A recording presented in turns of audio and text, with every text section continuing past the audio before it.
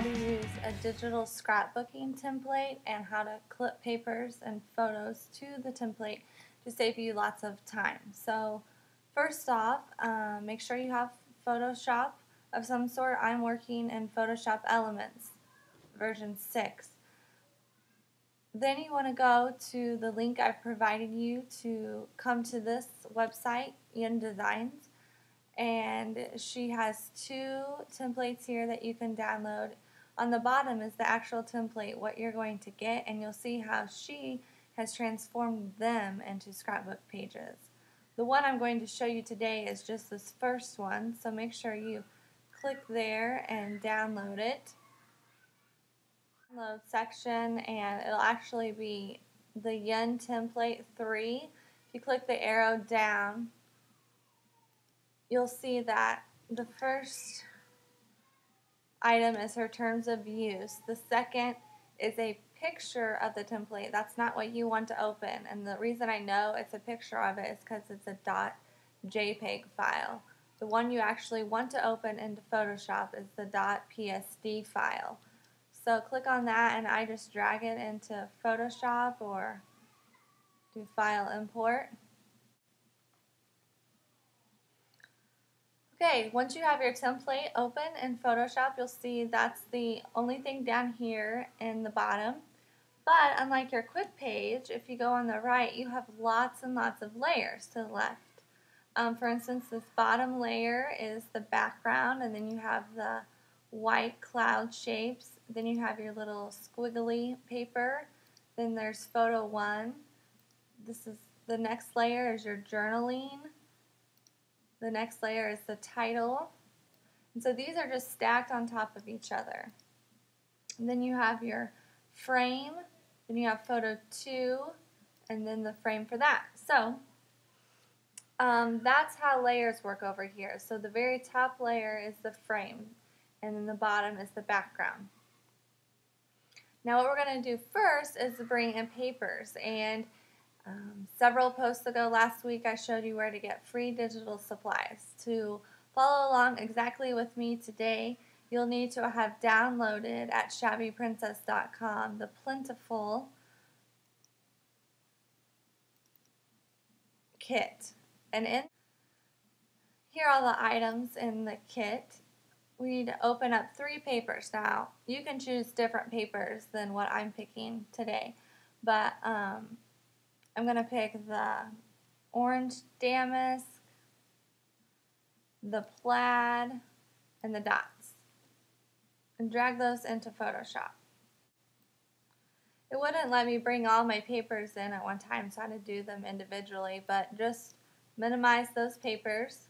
You'll see they are at the bottom on the left, but they are not over here on your layers yet. But we want them to be. So pick out what you think you would like for your background paper, and I think I might go with the plaid.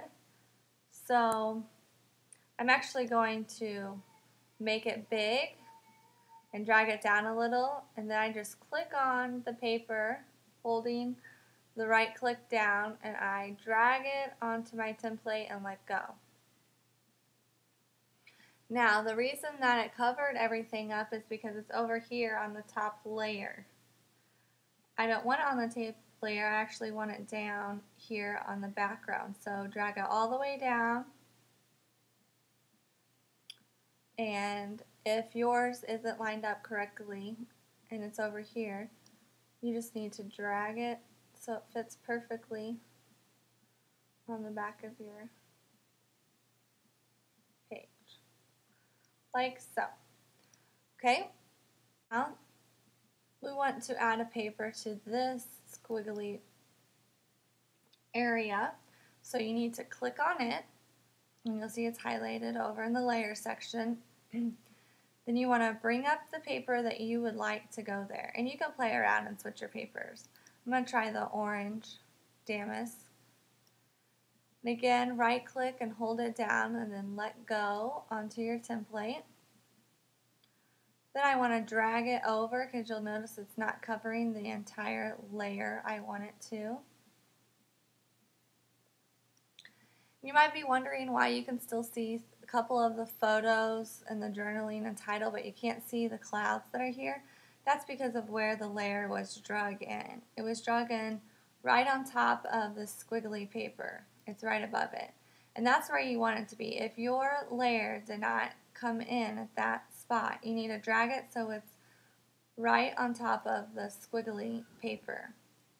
Then you want to hit your option button on your keyboard, and you want to move your mouse so it's in between the two layers of the paper you want, the orange damask and the squiggly layer, and two circles should come up. And this is what you call clipping. And that's holding the option button and then you right click with in between the two layers. And that paper becomes clipped to your actual template. It's as easy as that. Now let's do clipping of the photos. You need to bring in two photos that you want.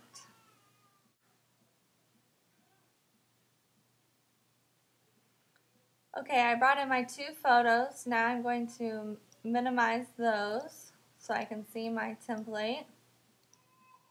You'll see they're down here in my project bin, and I'm going to need to add them to my template. So I'm going to click on where I want my first photo. So click on it, and it should be highlighted. To the left, photo 2 is highlighted, so the photo I want to go there is this one. I'll drag and drop it. Okay, so I want it to be angled the same way. So click in the corner, well don't click, but move it to where it has the arrows on both ends, and then hold it as you turn it and get it going the same angle. Then you can let go, and don't click the green check mark yet. Go ahead and make it big enough to fill the frame.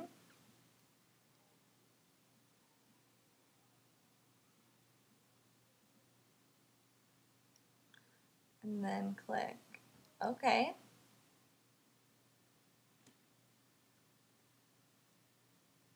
Then we want to clip the photo to the photo on the template. So make sure your photo is above the template photo. And the same thing, hit the option key and then drag your mouse between the two so the two circles come up, and click, and it will clip it to it. Now you can move your photo around to where you would like it to be. That looks pretty good. Okay, so we're going to do the same thing with the smaller photo, photo 1 on your template. Click it. I'm going to drag in the photo I'd like to place there. I'm going to angle it just a little bit to match the angle on the template. Then I'm going to make it a little smaller this time to fit.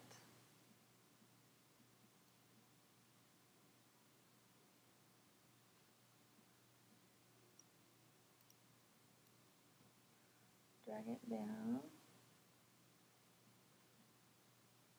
I need to make it a little taller.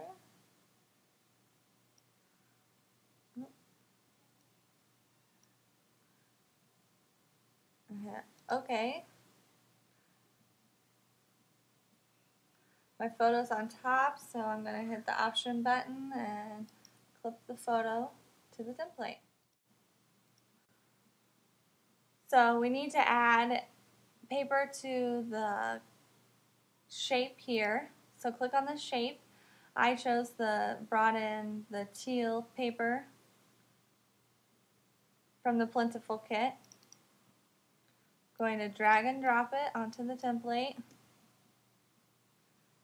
Then over on the layers section, I'm going to hit the option key and have the two circles come up and clip it. And that's all.